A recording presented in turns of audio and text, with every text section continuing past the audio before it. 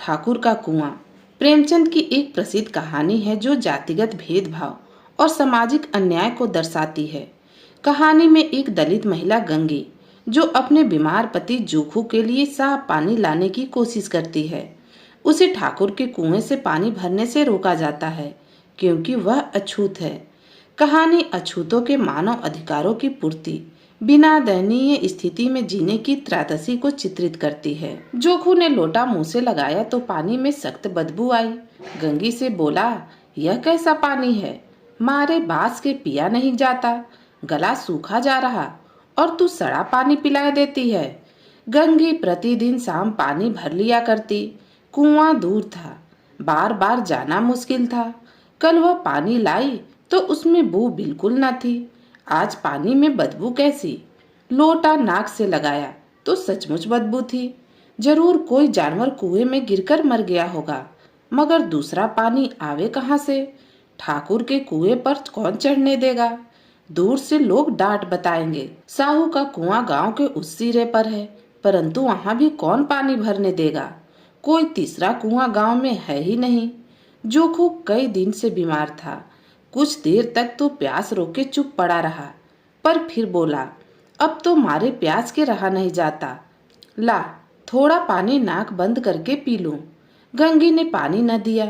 खराब पानी से बीमारी बढ़ जाएगी, इतना तो जानती थी, परंतु यह न जानती थी कि पानी को उबाल देने से उसकी खराबी जाती रहती है। बोली, यह पानी कैसे पियोगे? न जाने कौन जानवर मरा है। कुएं से मैं दूसरा पानी लाती हूँ। उन्हें आश्चर्य से उसकी ओर देखा। पानी कहाँ से लाएंगे? ठाकुर और साहू के दो कुएं तो हैं, क्या एक लोटा पानी न भरने देंगे?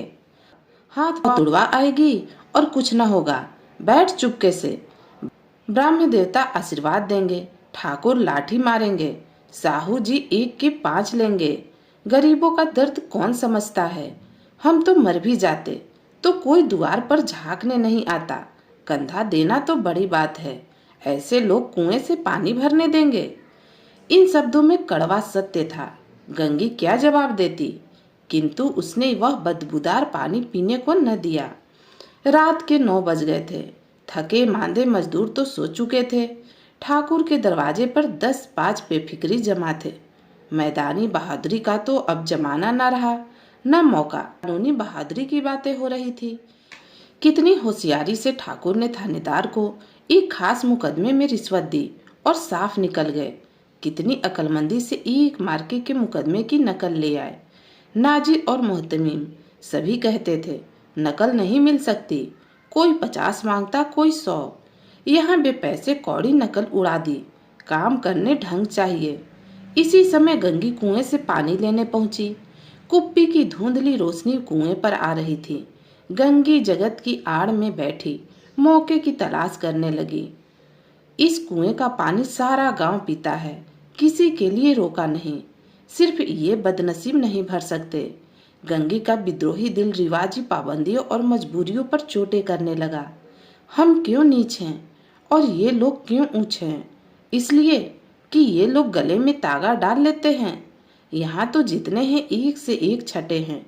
चोरी ये करे, जाल फरेब ये करे, झूठे मुकदमे ये करे। अभी इस ठाकुर ने तो उस दिन बेचारे गरड़िए की भेड़ चुरा ली और बाद में मारकर खा गया। इन्हीं पंडित के घर में तो 12 मासों जुआ होता है। यही साहू जी तो घी में तेल मिलाकर बेच देते हैं, काम करा लेते हैं, मजूरी देते नानी मरती है। किस किस बात में हमसे ऊंचे हैं? हम गली गली चिल्लाते नहीं कि हम ऊंचे हैं, हम ऊंचे हैं।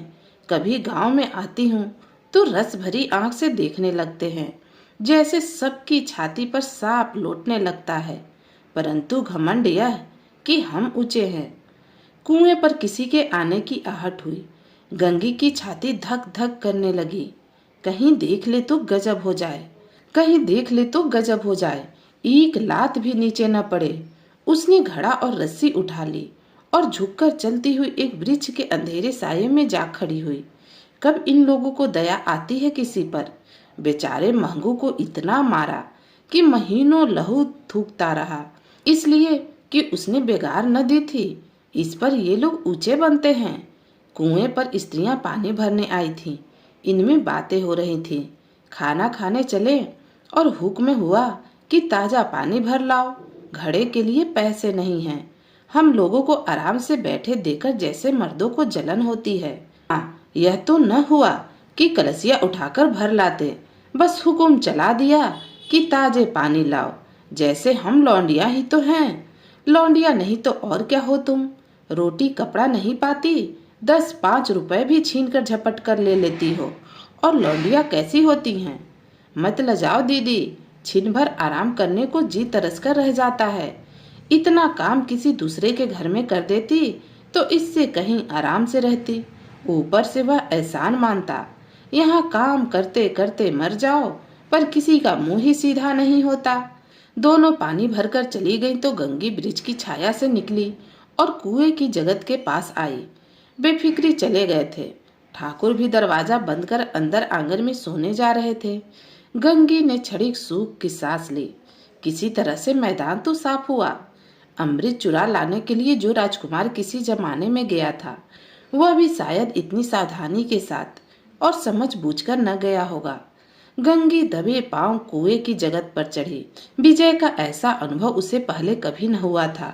उसने रस्सी का फंदा घड़े में डाला, दाएं बाएं चौकन्नी दृष्टि से देखा, जैसे कोई सिपाही रात को शत्रु के किले में सुराख कर रहा हो।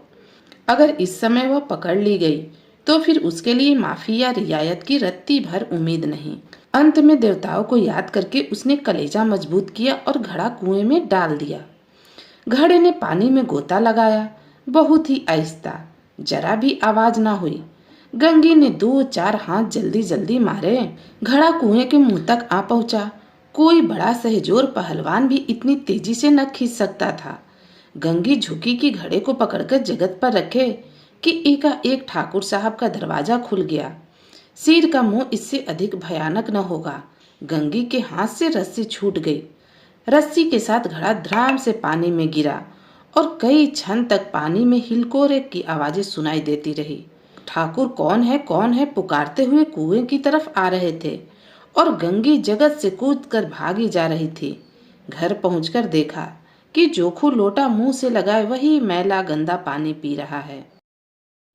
दोस्तों, कहानी यहीं समाप्त होती है। आप अपनी राय इस कहानी के बारे में कमेंट बॉक्स में लिखकर हमें जरूर बताएं। और अगर आप हमारे चैनल पर नए हैं तो ऐसी कहानियां सुनने के लिए चैनल को सब्सक्राइब करें, जिससे कि आप आने वाली नई कहानियां सुन सकें। तो फिर मिलती हूँ एक नई कहानी के साथ। कहानी सुनने के लिए आप सभी का बहुत बहुत धन्यवाद।